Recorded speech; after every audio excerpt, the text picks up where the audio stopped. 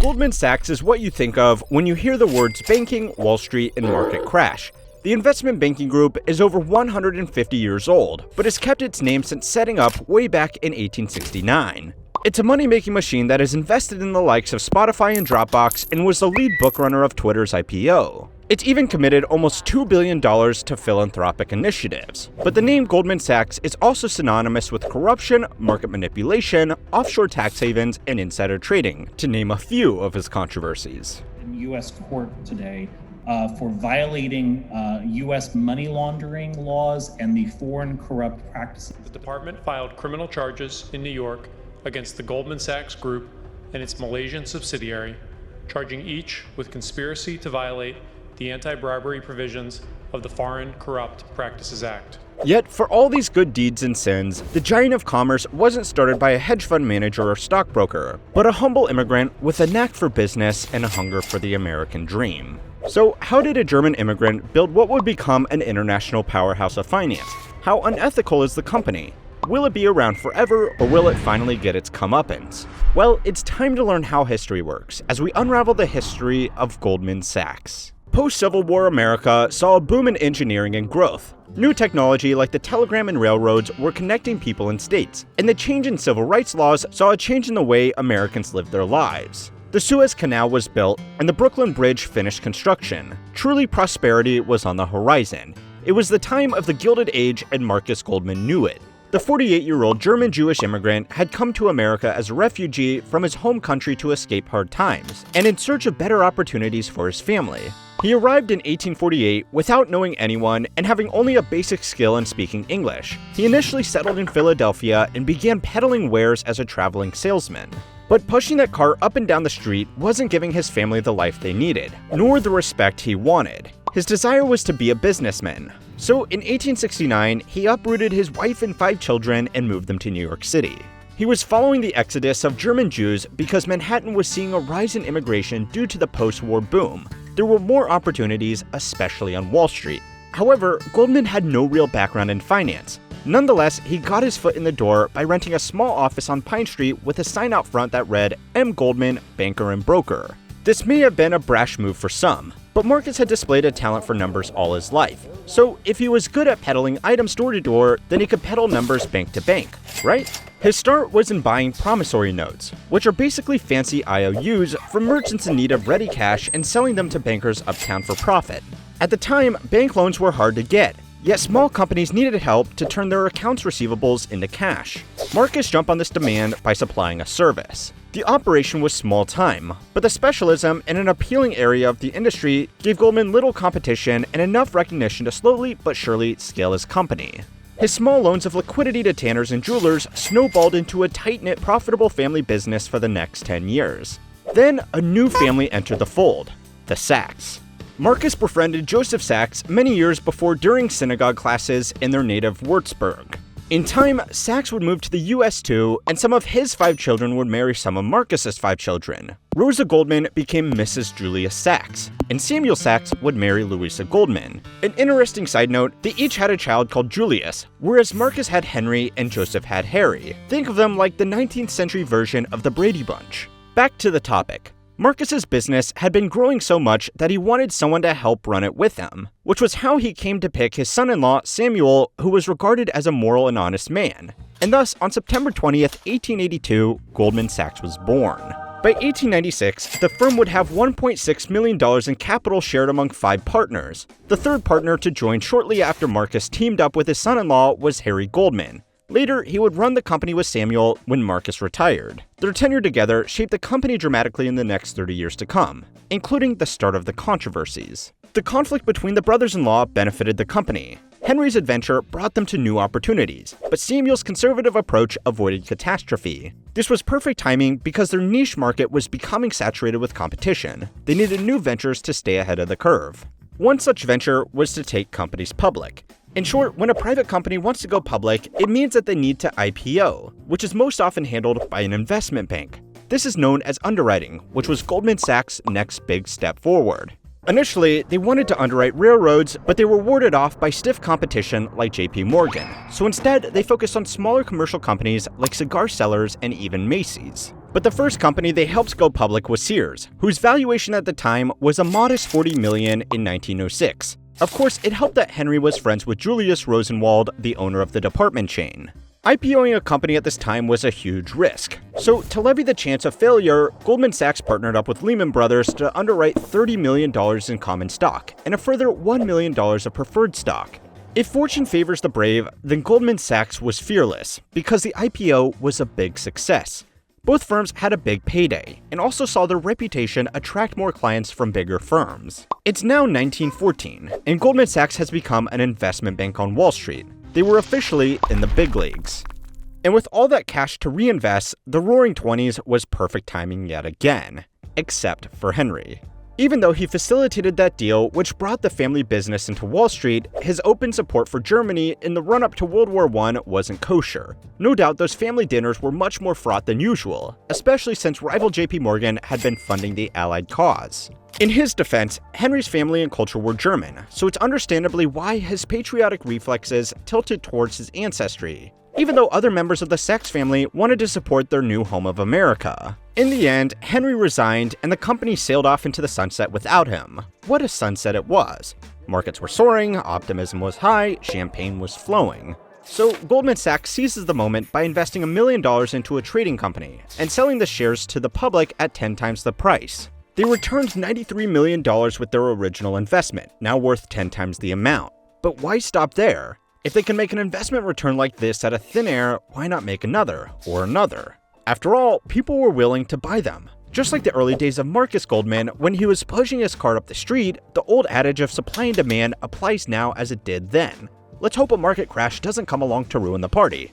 October 29, 1929, the start of the Great Depression, practically evaporates all of Goldman Sachs' money. There were accusations of share price manipulation and insider trading. So was this hubris for market meddling or paranoia during an economic downturn?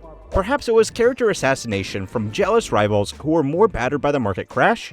In the next year, more investment firms went bust, and with it investors, investment banks, and anyone else trapped in the house of cards. Yet Goldman Sachs survived. How? Answer: Sidney Weinberg. The third of 11 children from a poor family in Brooklyn, Sidney had been forced to leave high school early to help support his impoverished household. He started working at Goldman Sachs as the janitor's assistant, but 15 years later, his grit got him to the top. It was his wit and charm that persuaded General Electric to go public. His clients liked him so much that they stayed with him even when Goldman Sachs went belly up, and had the reputation dragged through the mud. Over the next years, Goldman Sachs gradually pulled itself back together. Then came the 1950s, when Sidney led them on what would be their boldest move yet, convincing Ford Motors to go public. There was little doubt that the IPO would make an investment banker filthy, stinking rich. But it wouldn't be easy. Ford distrusted Wall Street. It was gambling in a rigged game against ordinary folks. That's why JP Morgan Jr. had failed to take Ford public at one point. But what would be a bigger challenge was Henry Ford was an outspoken, one could say devout, anti-Semite. He continued to be one even after the end of World War II. You'd be right in thinking that a Jewish-owned family company of bankers had no chance whatsoever of getting Ford to change his mind about Wall Street, which is why they didn't. 9 years after Henry Ford died, they approached his grandson, Henry Ford II, to make the deal. It was the deal of the century, and the Jewish company doing business with a company whose founder had been a racist became a sea of change in Wall Street. Now, the only thing more important than money was winning, even if you had to cheat.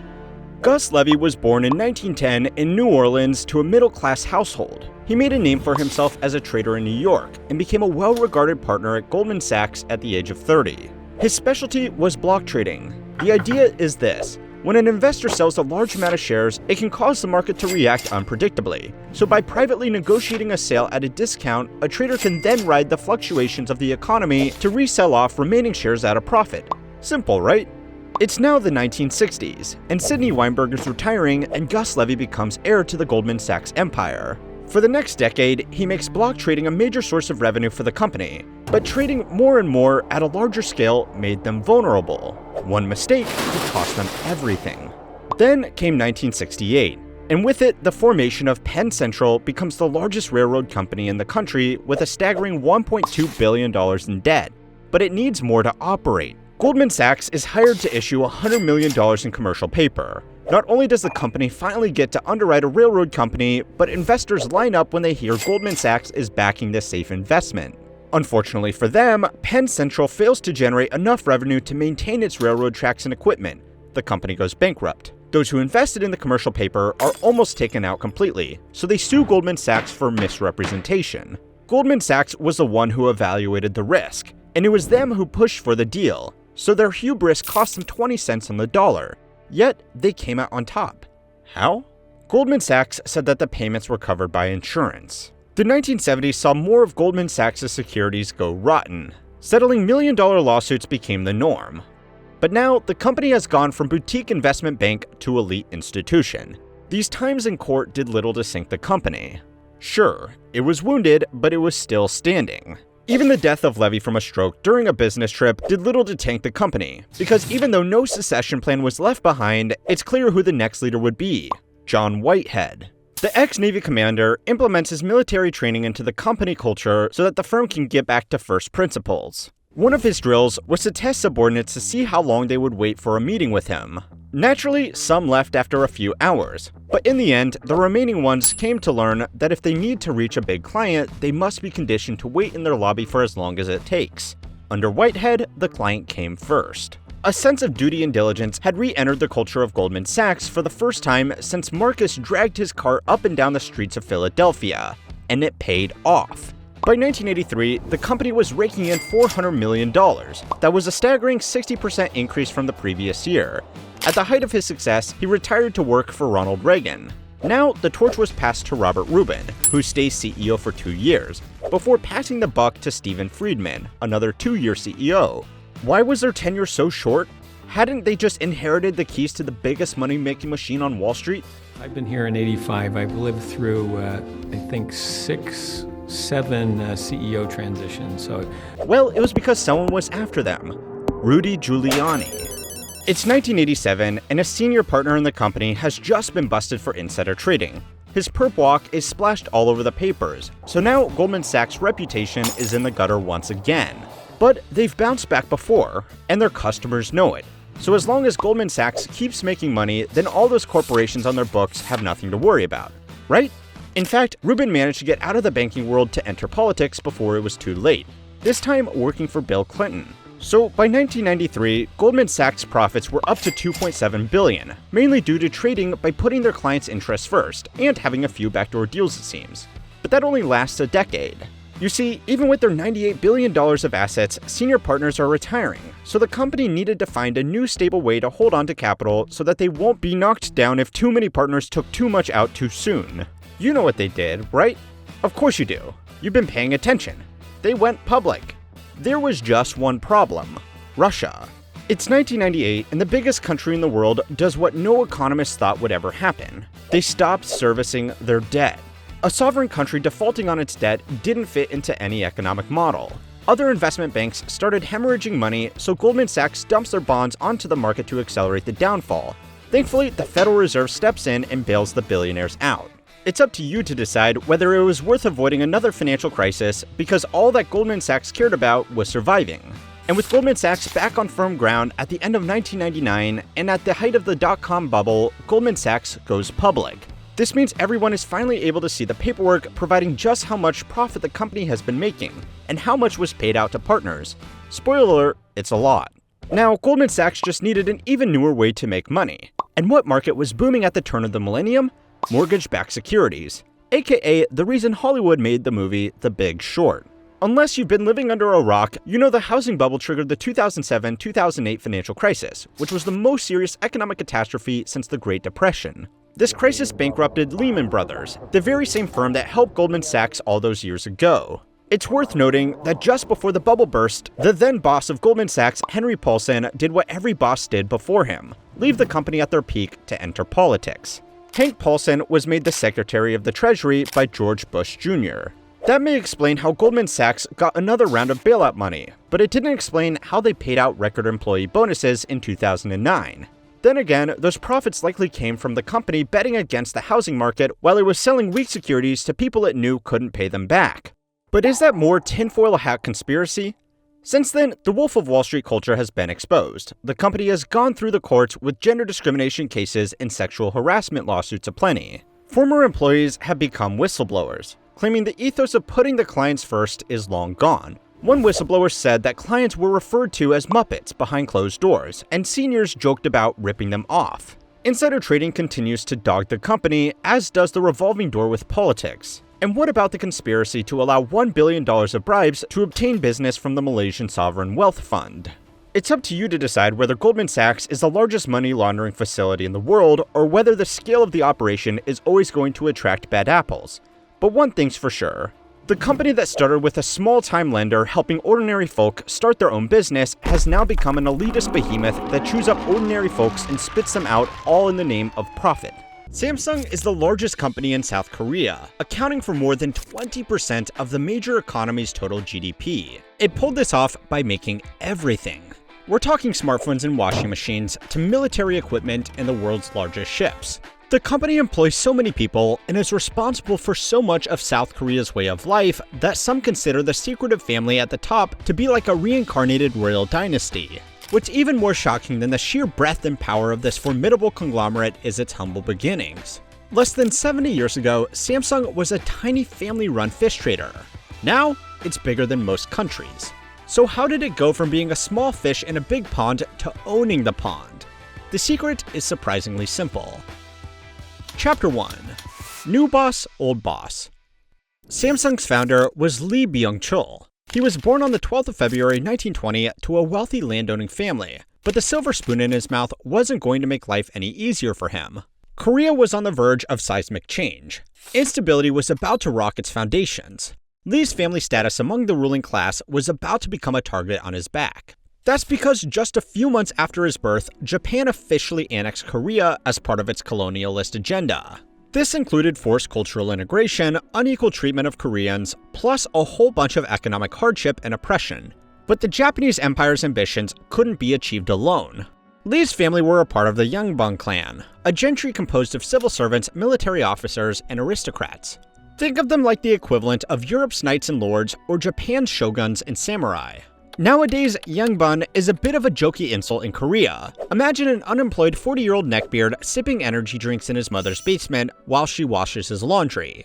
You might think this life is good, but on the outside, it's clearly not. He's a Yongbang. Yet the name used to command respect because these scholarly types guided Korea for hundreds of years. That's probably why they were perfect candidates to be Japan's cronies. Even though the Yongbang dynasty ended in 1897, enough descendants were still in influential positions by the annexation of 1910. The Yongbang, who assimilated with Japanese rule, got to keep their wealth and power. Those who didn't had their Confucian ways of life squeezed out by Japan's push for modernization. It was a classic case of adapt or die. This philosophy for survival became the backdrop of Lee's formative years, even if he didn't know it at the time. But by 1938, he'd put that talent for adaptability into action when he dropped out of college and moved to a neighboring province. Here, he set up his own company called, well, you know the name. You're watching this video, aren't you? Samsung roughly translates to 3 stars. Each star represents tenets of the company: greatness, prosperity, and longevity. At the time, you could fault him for being arrogant. I mean, greatness is a good aspiration for any local grocery trader. But are dried fish really prosperous? Well, Lee was doing something right. He had 40 employees under his belt, all working together to deal in noodles and locally grown groceries. Initial customers were based in Korea, but soon he was exporting to China. By the time the 35-year-old Japanese rule of Korea ended in 1945, there were new business opportunities to be found. While Japan was being rebuilt with the help of the Allied forces, Korea had its own identity crisis. In just a few years, Lee would be able to redefine the identity and nature of his own company. In 1947, the Samsung company was doing so well that Lee could uproot his HQ to Seoul, where all the big fish were, as in other companies, not fish for selling. In less than a decade, he was living up to the first 2 stars of his company's name: greatness and prosperity. But the 3rd star of longevity would require a new way of thinking. Chapter 2. Big Fish, Small Ponds. 1950 was the year North Korea invaded South Korea, although North Korea swears that's not what happened. Nonetheless, the fight to claim Korea's true statehood was underway. The US and UN forces backed the South, while the North was helped by the Soviet Union and China. Before, Lee was caught between Japan and Korea. Now he was caught between Korea and China. Things heated up even more when his adopted home of Seoul became the base of operations for the South's war effort. At one point, the South almost lost, and it looked like Lee's company would be taken out by the North's communist agenda. However, the North Korean army was repelled with the help of the United Nations Command. Lee moved the head office out of Seoul, which was good timing. In January 1951, the communist forces captured the city. What followed was a 2-year war of attrition between the two sides of the conflict. Meanwhile, Lee had already pivoted to survive in the changing landscape by setting up a sugar refinery. Lee's company adapted around the shifts in political power, the physical and ideological borders between his consumer base, and the pendulum swings of history. Combat stopped on the 27th of July, 1953, with the signing of the Korean Armistice Agreement. Technically, the war is still ongoing. No peace treaty was ever signed. The Korean War displaced millions of people and had the highest rate of civilian casualties amongst all modern conflicts. By the time the armistice was signed, the peninsula had lost between 12 to 15% of its population. Almost all of Korea's major cities had been destroyed. But for all intents and purposes, life in South Korea became peaceful. Or at least, it could start to be peaceful. In the wake of 1953, Korea needed to be rebuilt again, just like how Japan needed to be rebuilt after the end of World War II. The future was a blank slate, but to a business mind like Lee, it was a gold mine. The world had already seen Japan utilize business to rebuild infrastructure and reignite its economy. So when Korea was gathering up for the same thing, Lee jumped at the chance to help out. His next moves could put Samsung on track for success. Thankfully, he already had a track record for adaptation. Post-war Korea was in dire need of infrastructure. Everything from food and water to iron and coal needed a pipeline. So, to reinvigorate the country, the new Korean government introduced protectionist policies to help establish large domestic conglomerates, aka chaebol. These companies were typically family-run and shielded from competition or given easier financing to get them up and running.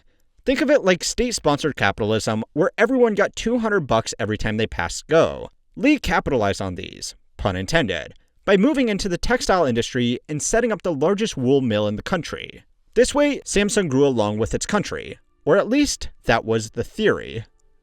Chapter 3. Survival Instincts. Having an ear to the ground would have helped Samsung respond to the direction of the country, but progress was slower than a glacier going uphill. Nonetheless, Lee found ways to diversify his company's portfolio. As the 1960s approached, Lee snapped up 3 of Korea's largest commercial banks, plus insurance firms and businesses which specialize in cement and fertilizers. In Monopoly board terms, this was like maxing out the red and orange set. Statistically, those are the best spaces to get on the game, though I know some people in the comments will swear the brown spaces are the true key to success. The point is, Lee positioned his company to be the go-to guy for development. If you wanted to set up a business, you needed capital and protection. If you wanted to create a farm or build something, you needed construction materials and agricultural ingredients. Life may have been good for Samsung, but Korea wasn't doing so hot.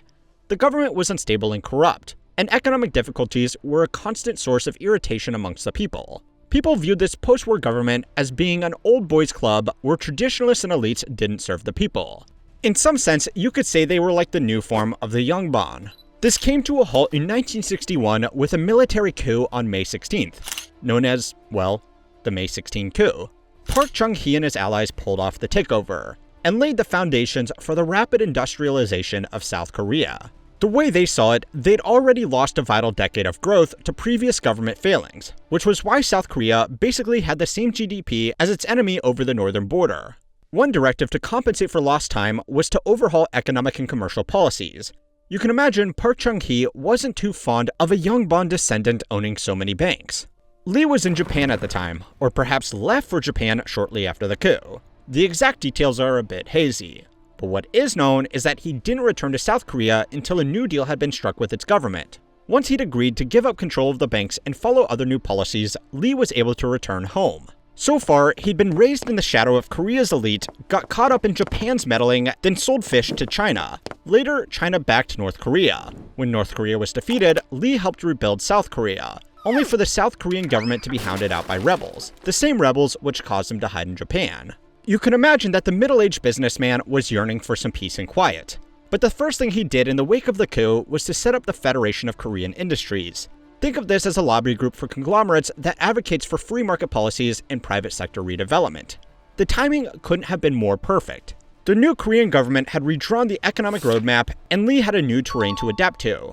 If he played his cards right, he could bring Samsung to the top of the corporate food chain forever. Chapter 4. Go forth and multiply. Without the banks as a money spinner, Lee overhauled his cornerstone textile company into a vertically integrated backbone for his business. He purchased an oil refinery, a nylon manufacturer, and even a department store. In case it's not obvious, he had stopped trading dried fish by now. Not only was he poised to take advantage of Korea's incoming consumer boom, he was poised to take advantage of Korea's national growth. The latter half of the 20th century saw South Korea go from a least developed country to a developed one.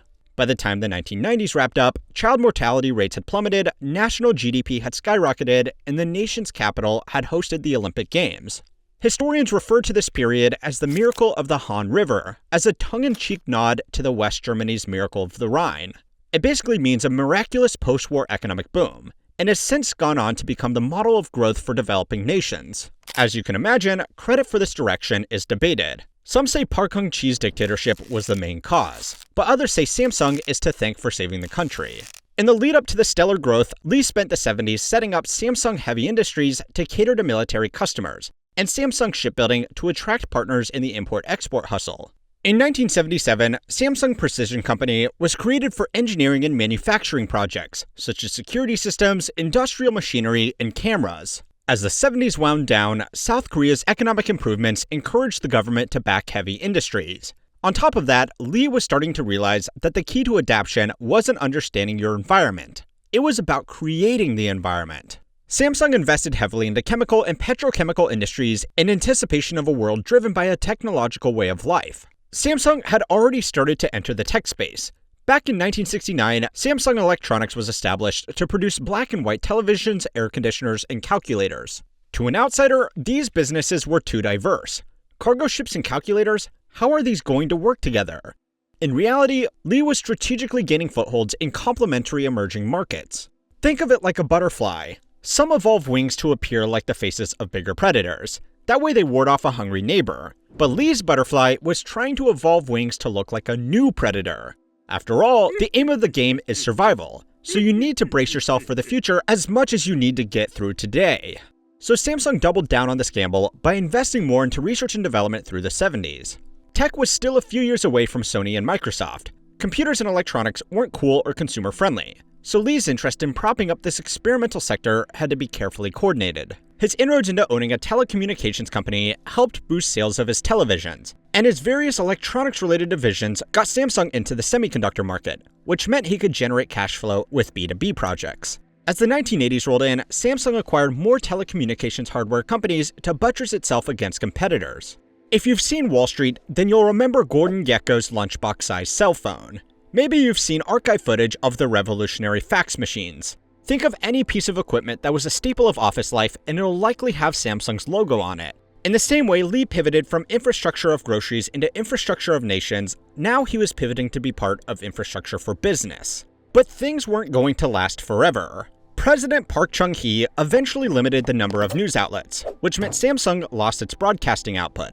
On top of that, the Federation of Korean Industries had come under scrutiny for its ties with chaebols and allegedly prioritizing their personal business concerns over societal ones. Can you imagine a clan of corporations putting profit over people? Unthinkable.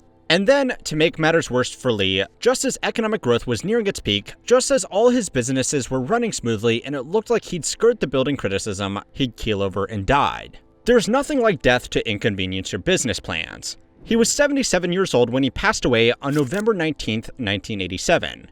But what's the point of evolving to survive if you don't have any descendants? Lee's third son took over the empire and began the transition of the Samsung we love and hate today. Chapter 5. Same but different. Samsung has businesses in hospitality, lithium-ion batteries, credit cards, biotechnology, and theme parks. Its construction branch was contracted for Taipei 101 in Taiwan and Burj Khalifa in the United Arab Emirates. At this point in time, Samsung's connections are so vast that it'd be simpler to list the things they don't do. But why even bother doing that when we can focus on what they are known for today? Consumer computer technology and getting arrested. In 1993, new Samsung head honcho Lee Kun-hee took his father's empire in a new direction. He sold off subsidiaries and downsized the company to narrow its focus on 3 key industries: electronics, engineering, and chemical, the pillars of any technology-dependent civilization. From here, Samsung refined its tech to become a leader in screens, televisions, computer components, and of course, smart devices. Say what you will about Android's emojis, they had wireless charging and multitasking while iPhone was still figuring out copy and paste. Since the turn of the millennium, Samsung snowballed into an undisputed global force. Wherever you go, Samsung is trusted as a brand and idolized as an employer, but the family running the show is viewed more cynically. They influence tech, commerce, and politics so much that there are some Koreans who view the dynasty as reincarnated monarchs. That might sound ridiculous to us because America doesn't have a monarchy, but we do have royalty. It's just our royalty is nowhere near as respected. Nouveau riche celebs like Kim Kardashian and Paris Hilton are envied but ridiculed. Family dynasties like the Kennedys and the Trumps are unifying but cult-like. Even our messianic tech CEOs like Steve Jobs and Elon Musk are not as respected as the Samsung clan. How else do you explain the non-issue of the CEO embezzling money for the former South Korean president? Well, I say non-issue. It was a big deal back in 1996 when it came to light that he helped a president illegally amass hundreds of millions of dollars. But it was brushed under the rug twice. First with a suspended sentence of 3 years, and next with a formal pardon from the new president. To most business magnates, that would have been career-ending. Instead, Lee carried on working and was even celebrated for his contributions to business and international relations. But then, in 2007, a former Samsung chief lawyer spilled the beans on Samsung's under-the-table dealings. Lee Kun-hee had a whole line of lawyers trained to take the fall for any scandal that might come his way. It was even normal for his team to fabricate evidence when they needed to protect the Samsung leader. It also turned out Samsung had illegally opened up thousands of bank accounts under its executives' names. The chief lawyer even lifted the lid on an attempt to bribe the US federal district court judge who was presiding over a case of Samsung executives accused of price-fixing memory chips. Police raided Lee's home and office. A few months later, he was found guilty of a litany of, shall we say, financial misbehavior. He resigned, got fined, and received a suspended sentence, which again was overturned with another presidential pardon. After that, he returned to Samsung having learned his lesson. Until 2017 that was, when he was convicted yet again. This time for bribing former President Park Geun-hye to grease the wheels of the government in favor of his business merger. Want to know what happened next? You guessed it, a presidential pardon. Lee kicked the bucket on the 25th of October 2020, and his only son took the reins in 2022. As for the other members of the Samsung family, they operate other divisions, and are equally protected by layers of wealth, lawyers, and admiring public. It seems no matter what Samsung does, it will always be a family-run empire that can use political connections and industry to get what it wants. In some ways, this is the logical end to its founder's ethos. When Lee Kun-hee was born in the ruins of the Yongbyon, he was told he'd have to adapt to the new way of life if he wanted to have any influence. He went from providing infrastructure to locals, government, and business. After his death, his machine went on to provide infrastructure for culture. Samsung is such a fixture in our modern, interconnected, tech-heavy world that it's hard to imagine a life without them. US Steel was America's first billion-dollar company in 1901. Accounting for inflation, its formation was worth $51.4 billion. That made it larger than the national debt and 3 times larger than the federal budget. But 100 years later, and it's not even on the Fortune 500 list. In fact, US Steel may not be American for much longer. If Nippon Steel gets its way, the symbol of American engineering will become Japanese for just $14 billion. That's a yard sale discount for a world-leading steel producer who erected the San Francisco Bay Bridge, part of NASA's Kennedy Space Station, and even the home of the United Nations in New York. At one point, it cornered 67% of the booming steel business. But flash forward to now, and domestic consumption has been reduced to 8%. So how did the biggest player in America's industrial revolution fall from grace? Were they outpaced by new competitors? Were they outpaced by tech? Or did the guys at the top simply fall asleep at the wheel? It starts at the dawn of the 20th century. It had become clear that the Industrial Revolution had a lot more gas left in the tank. So, JP Morgan and Charles Schwab decided to take advantage of this opportunity by teaming up. The two heavy-hitting investors had set their sights on a formidable company set up by Andrew Carnegie. Carnegie is often cited as leading the expansion of the American steel industry because of his technological innovations and business strategy. Though born in Scotland, his family immigrated to the United States when they hit tough times. They settled in Pittsburgh, which would eventually become the home of the U.S. steel industry, and the address of U.S. Steel's headquarters. But before then, young Carnegie had gotten acquainted with steel when he worked for Pennsylvania Railroad. Working as a telegraph operator was vital for his later success. Carnegie learned everything he could about management and cost control. In a business as big as railroads, success depended on moving big things efficiently. When he cut it out on his own to become an industrialist, his innovations put him on the map. Take the Bessemer converter. It was a way to improve impurities cheaply. By investing in the invention early on, Carnegie was able to streamline his operations more than his competitors. Soon, his output was being used to create the railroads for the very train companies he used to work for. But it was the vertical integration of his company which helped him grow enough to buy out competitors. It also helped that he was in cahoots with the high flyers of the railroad business to keep costs down. But don't worry about that. What's important is how these strategic moves got the attention of the biggest money men on the planet. When JP Morgan and Charles Schwab came knocking, Carnegie had found his ticket to retirement. They had observed how efficiently Carnegie made profit, and figured that if they could overhaul the entire industry, then they could transform steel mills into gold mines. Charles Schwab got to work hashing out the secret deal. When Carnegie signed the dotted line, his enterprise landed him $480 million, the largest deal in American history at the time.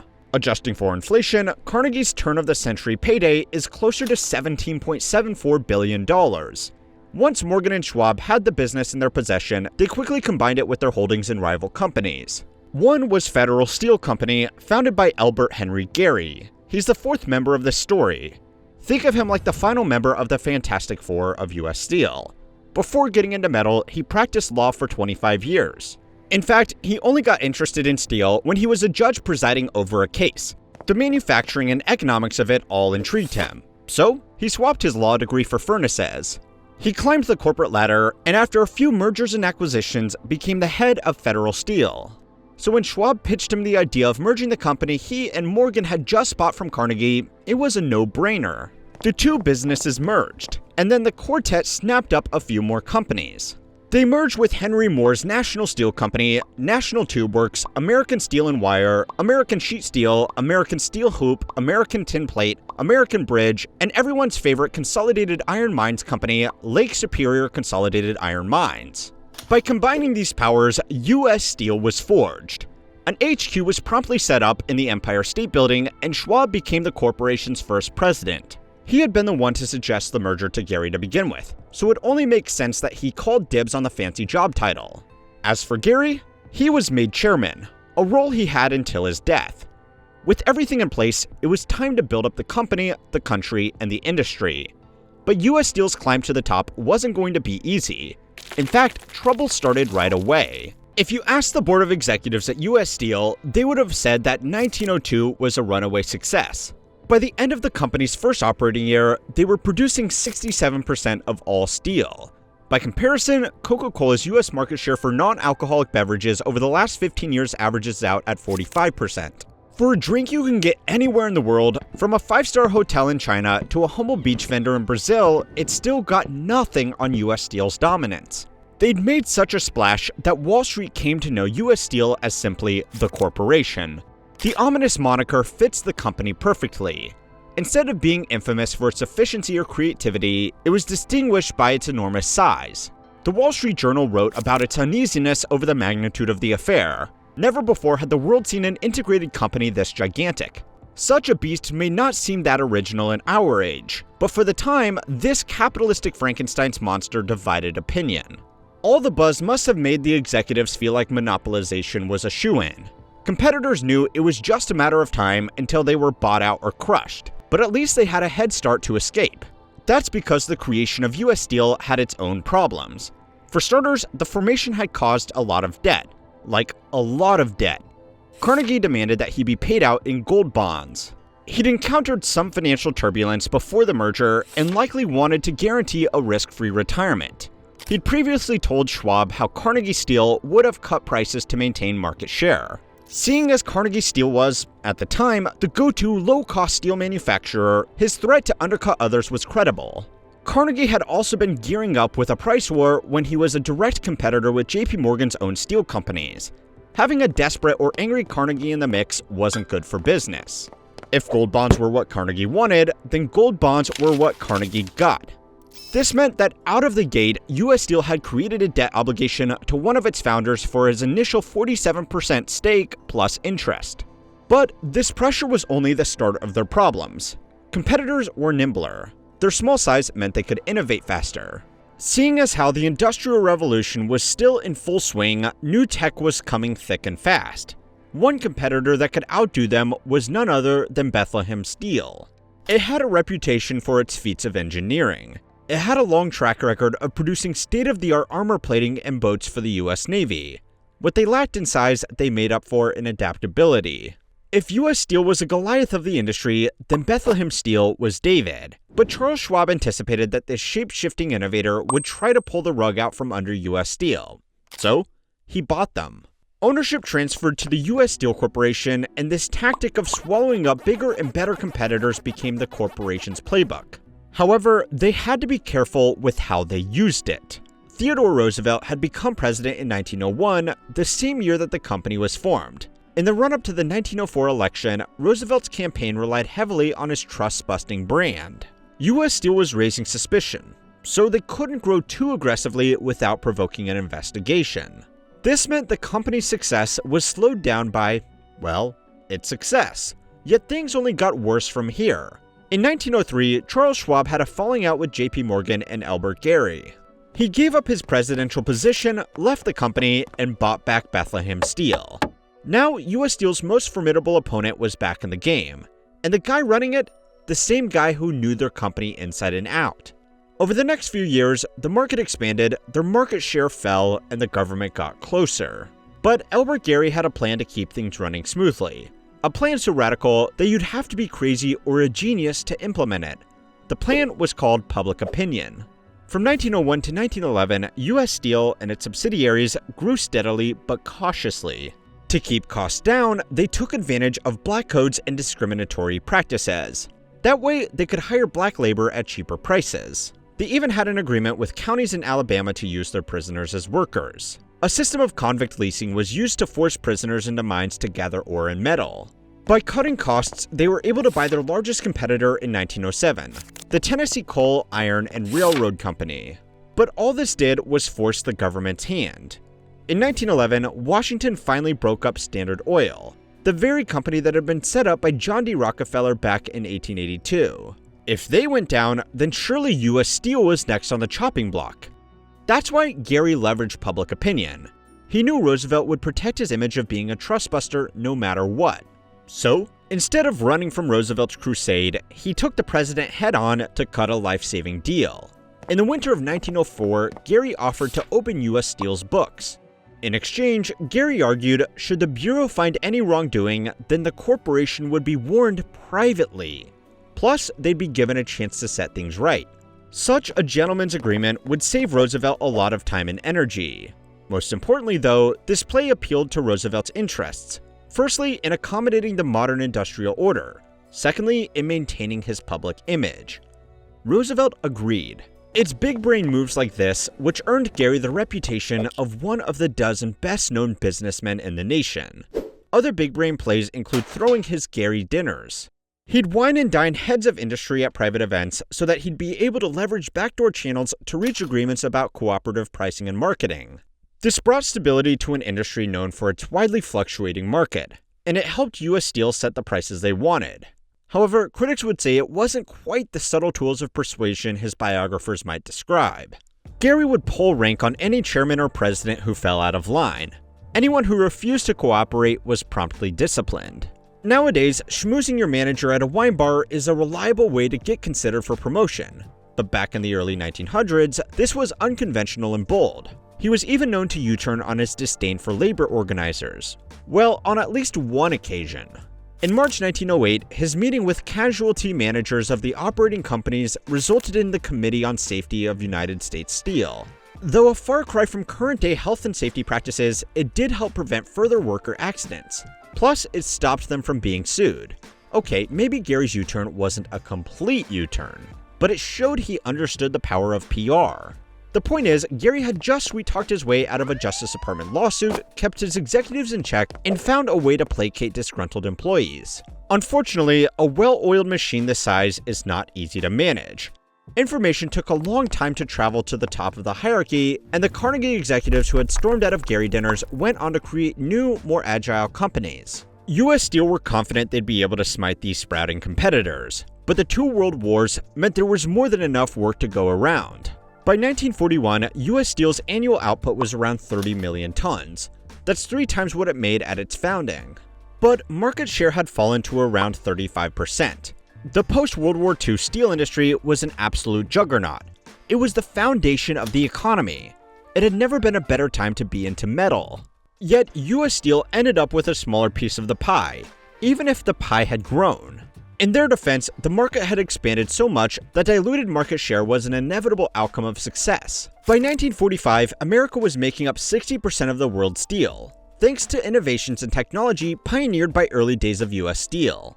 In fact, they were outpacing their biggest rival, Bethlehem Steel, with double the production. Surely, this was enough of a reason for the guys running the machine to kick back and relax?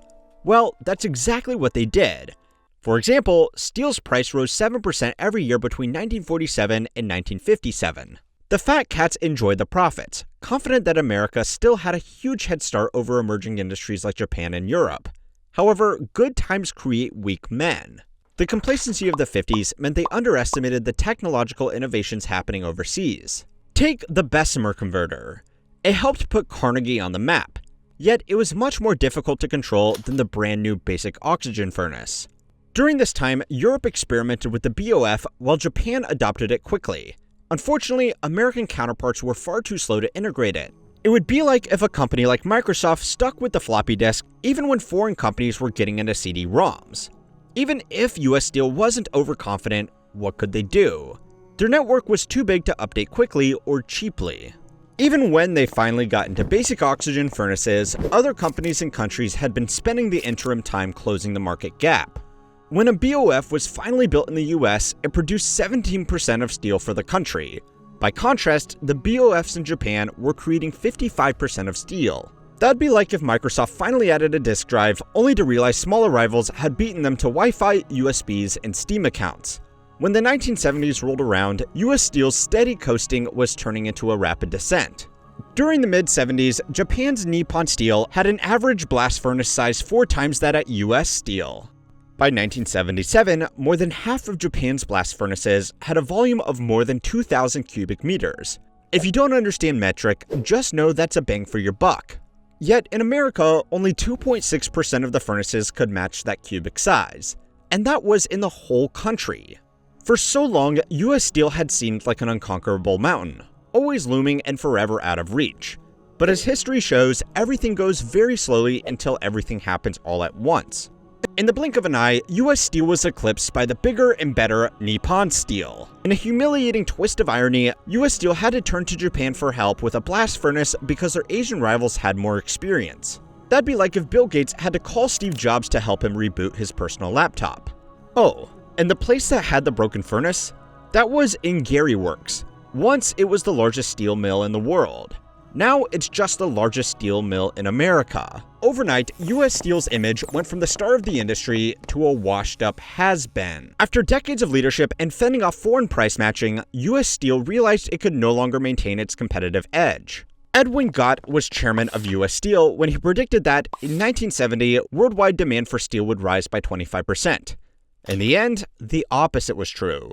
Demand flatlined. Countries that had previously imported American steel had become developed enough to decrease imports or were using new tech to manufacture their own. Or perhaps they got better steel from better companies who used better equipment. Throughout the early 1980s, US Steel's market share fell to 20%. US Steel had officially become one of the least profitable steelmakers in America. By 1985, 150 facilities were cut. By 1995, jobs had been cut from 171,000 to less than 2,100. But it's worth noting that it was an industry-wide problem. Other companies were having to tighten the purse strings too. Foreign competition was battering the American steel business. Everyone was on the ropes.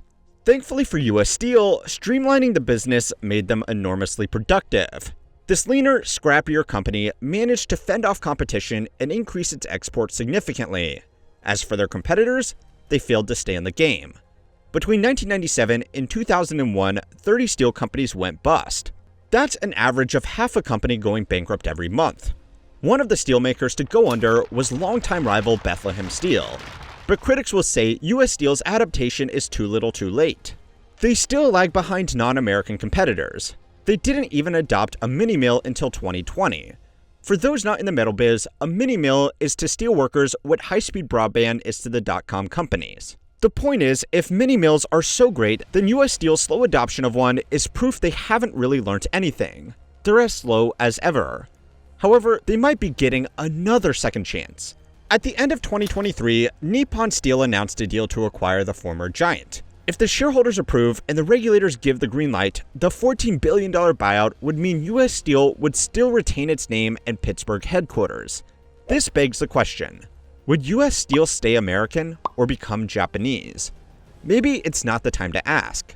But if the Biden administration successfully opposes the deal, we'll never see how the Japanese updates the former industry giant for the modern world. U.S. Steel may have been too big to fail at the start, but now it might seem too nostalgic to die.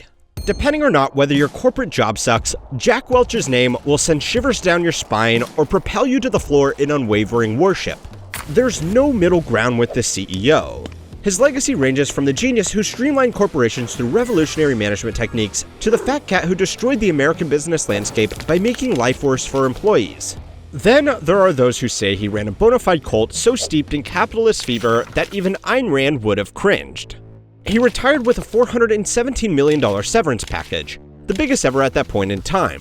That's enough to raise the eyebrows of even his most dedicated disciples. Yet, he always saw himself as fighting for the little guy. He championed the efficient infrastructure of small business over the sluggish mechanism of big bureaucracy. Yet, he never shied away from defending lucrative bonuses for CEOs such as himself. Not even when firing scores of blue-collar factory workers. His paradoxes all stem from his expertise as a chemical engineer. A deep understanding of synthesizing opposing elements, creating catalysts, and measuring explosive outcomes explains how his methods for success have split people down the middle. You could say his business approach was capitalism's free radical. Reactive, energetic, but short-lived. Or was it? Am I just playing devil's advocate? Or should we give the devil his due? Were his techniques always destined for downfall, or have other companies improved his formula? And did General Electric collapse because of him or in spite of him? Chapter 1. The Elements of Success. By the time Jack Welch entered the world in 1935, General Electric was already a household name for radios and irons and more. What started out in 1892 with founders Thomas Edison and J.P. Morgan had now grown into a cutting-edge corporation. But when Welch passed away at 84 years old in 2020, he'd leave behind a company that was unrecognizable to its founders. Not least of all because of a few short years after Welch went to join the shareholders meeting in the sky, General Electric ceased trading. Welch was born in Peabody, Massachusetts. He was the only child of Grace and John, both of whom had Catholic parents from Ireland. The paycheck from his father's train conductor job provided a modest upbringing, especially now that General Electric's inventions were raising the standard of living across the nation. We're talking refrigerators and televisions, to medical equipment like CAT scans, and even military applications like submarine detection. Compared to the Great Depression that his immigrant family would have to struggle through, Welch had everything going for him. So it was probably this relevant comfort which propelled straight-talking Welch to get acquainted with hardship. His childhood stutter was the first thing he conquered. He thanked his mother for helping him because she convinced him that his tongue couldn't keep up with his intelligent thoughts. Then, throughout his middle school and high school years, Welch spent his summer caddying golfers, delivering papers, and selling shoes. These odd jobs brought him closer to the types of people and worlds he'd later deal with, though it was his academic side which became the catalyst for change. He studied chemical engineering at the University of Massachusetts Amherst, while summer interning at places like Sunoco and PPG Industries. The fact that he was getting placements at some of the big chemical industry players before securing his diploma demonstrates he was a cut above the rest. He made such an impression that, upon graduating in 1957, job offers from big companies were hitting him left, right, and center. Others would have jumped at this first sign of stable work. However, this young chemical engineer valued the possibilities of strategic risk-taking, so he doubled down on his talents by enrolling as a postgrad at the University of Illinois. When he left in 1960, the 25-year-old Welch had a master's, a PhD, and a wife. Kids really did grow up faster back then. He hit the job market scene bigger and better than ever, and immediately snapped up a junior engineering role at General Electric.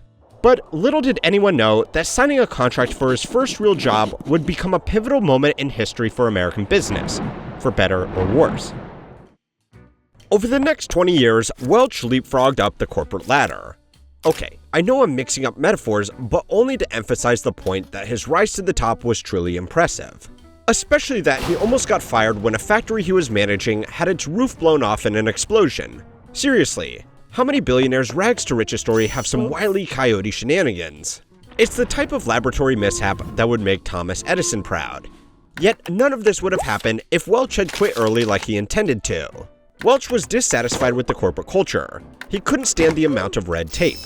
To him, wading through the office politics slowed down productivity and increased waste. So he threatened to walk, which was a bold move.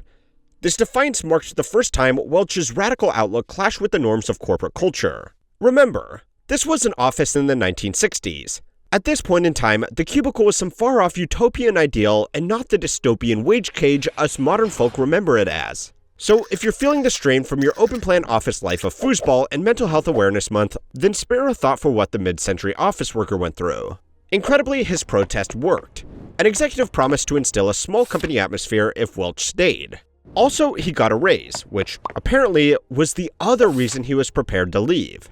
It seems his starting salary of $10,500 wasn't enough, even though by 2024 rates, that's at least 6 figures. I know plenty of millennials and zoomers who'd happily blow off the roof of a factory for that kind of cash. My point is, small business and big payout would go on to become the defining characteristics of Welch's business philosophy, not just in his organization, but in all other companies for the next 50 years. As for his climb to the top, Jack Welch pretty much hit every story beat in the typical CEO legend. The only way his trajectory could be more Hollywood is if he started out as the janitor. He made vice president in 1968, as well as headed its plastic division. By then, this division raked in $26 million for GE in what was one of its most competitive emerging markets. That's a lot of responsibility. He even oversaw the production and marketing for 2 big names in the polymer business. You guessed it, Lexan and Nori. As all of us polymer fans know, the latter was used to mold cases for the Apple II computer. No wonder he was selected to be the vice president of the company's chemical and metallurgical division in 1971. By 1973, he joined the ranks of group executives, and was now managing their medical systems and electronic component departments. His job title got longer, his responsibilities got bigger. In 1977, he was their new senior vice president, and by 1979, he was promoted to vice chairman. Then, just 2 years later, in 1981, Jack Welch was finally crowned General Electric's youngest ever chairman and CEO. Becoming the big cheese took just 20 years, and now he'd have 2 more decades in front of him at the helm, plus another 20 years afterwards to see the consequences of his actions play out. For now, Welch was free to run the company the way he saw fit, and the first thing he did when he got the keys to the kingdom was to undo the old kingdom's way of doing things. Chapter 3. Balancing books and balancing equations. By the end of 1982, he had successfully removed every atom of the previous management's infrastructure. He was in electronics after all. Part of electronics is disassembling something so you can put it back together again in a more efficient manner. However, some critics labeled his strategies as aggressive simplification and consolidation. It's not hard to see why. In layman's terms, Welch figured out that the quickest way to save money and generate higher profits was to fire people. Now, that might not seem so big-brained in today's age, but that's only because we're living at a time where Welch's approach became the norm.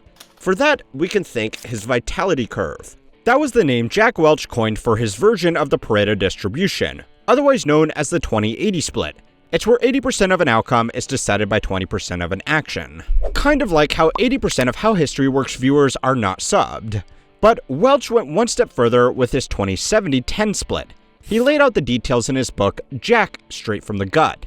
The 20% referred to the best employee, the A class, whose work improved the business significantly. These guys were rewarded with bonuses like stock options, raises, and all the polymer they could eat. Okay, maybe not that, but there were plenty of big carrots on big sticks. The 70% was for the employees who did adequate work. These guys are the B class, competent, dependable workers. Maybe in the future they'd rise to the rank of A class, but would be fine where they are so long as they didn't drop into the C class. The C class weren't just the worst employees from a production point of view. They were toxic, they drained the energy from those around them, like an office Grinch whose pessimism zaps the motivation of hard workers. But it didn't matter what your position was or how long you'd been with the company. Being in the bottom 10% was like speed running for a pink slip. Even if you dodged the firing squad this year, there was always the next round of evaluation. No one was safe. This approach was so infamous that Jack earned the nickname Neutron Jack after the neutron bomb for his ability to wipe out people while leaving the building still standing. He enjoyed surprise visits to factories and headquarters just to make sure employees were doing their best to stay on his vitality curve. But it wasn't just Welch who had this ranking system. He instructed all his managers and executives to score their departments and employees according to a set of criteria.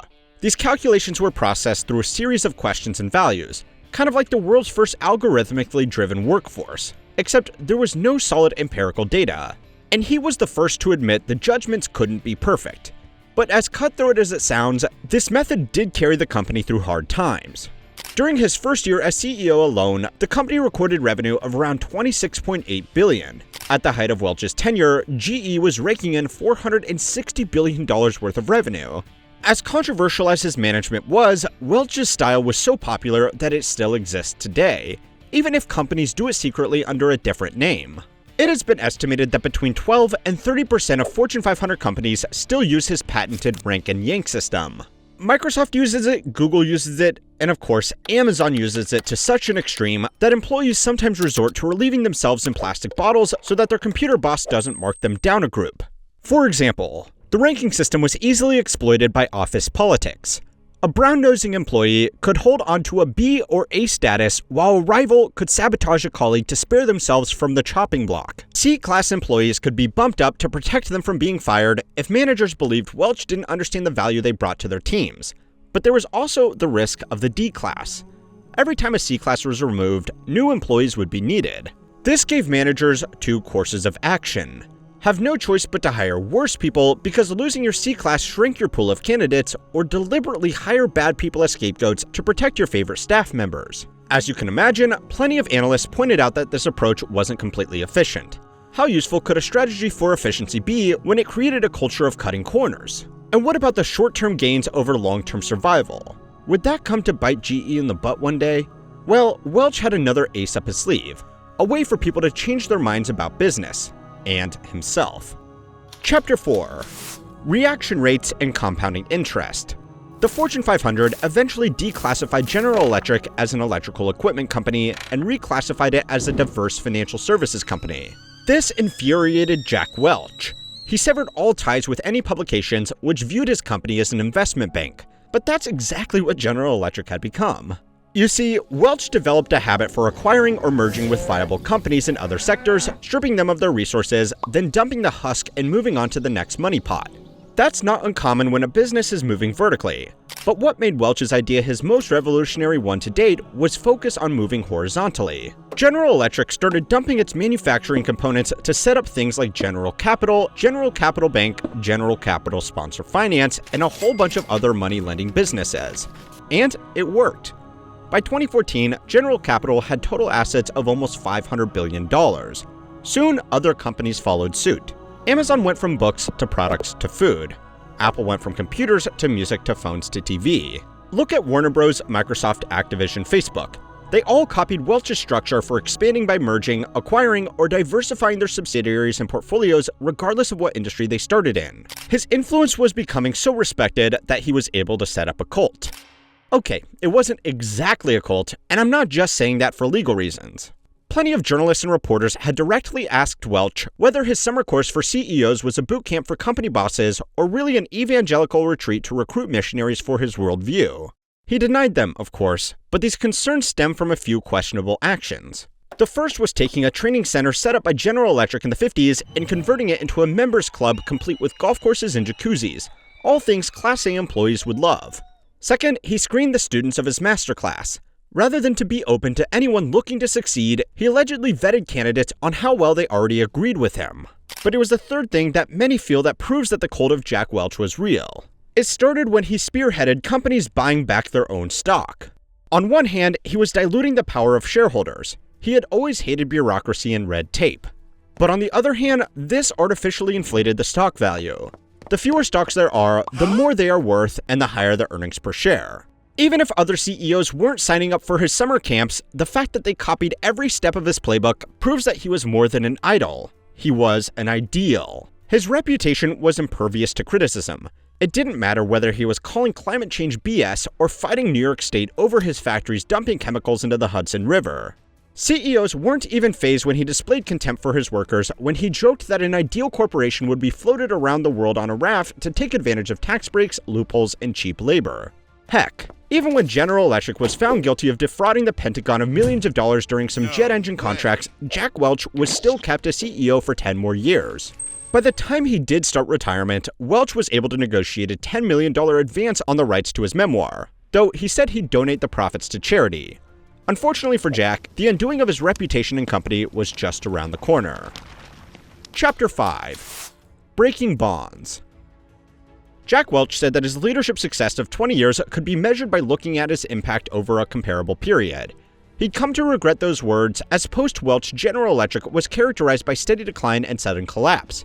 It started with scandals. In 2014, General Capital agreed to pay the largest credit card discrimination settlement in history. They'd been denying consumer benefits and debt relief to Spanish speakers, and exploiting vulnerable groups like elderly customers, but consistently failing to communicate the fine print of their costs and fees.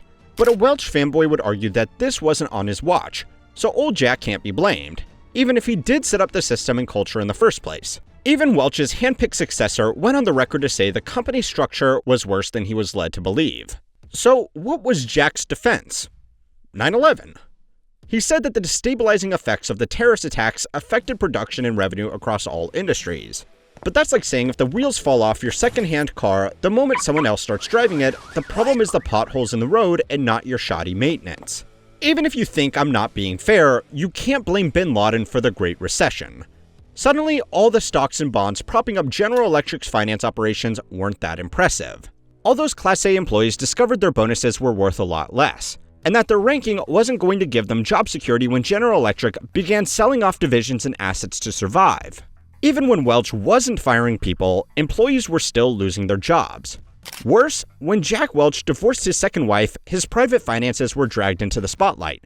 Courts discovered his payment deals with General Electric were a lot more lucrative than anyone realized. We're talking the use of a private jet, an apartment in New York, and even tickets to baseball games. So much for needing to close factories to save money. Then again, his defenders say that those bonuses came from the profits he generated. Even as recently as 2020, General Electric was ranked as the 33rd largest firm in the United States. Surely that says something about the longevity of Welch's leadership. However, just a few years later, the conglomerate was hemorrhaging money. Even a pivot to aerospace didn't help. COVID-19 affected the travel industry so much that the jig was up for General Electric. The empire had gone from A-class to C-class. Of course, Welch never took accountability for the decline of the company. His defenders say the fault lies with his successor's shortcomings, but critics cite his rewriting of the rulebook as a recipe for disaster. So the question remains, whether Jack Welch's radical CEO ideas were more like the experiments of his younger chemical engineering self. Works in theory, not in practice. Especially when you blow the whole thing up. But what do you think? Was Jack Welch a maverick whose ideas stand the test of time, or did he do the ultimate rank and yank by getting away scot-free? Let us know in the comments below. And if you like this video, be sure to check out our video on the battle between Thomas Edison and Nikola Tesla. And don't forget to like and subscribe to keep on learning how history works.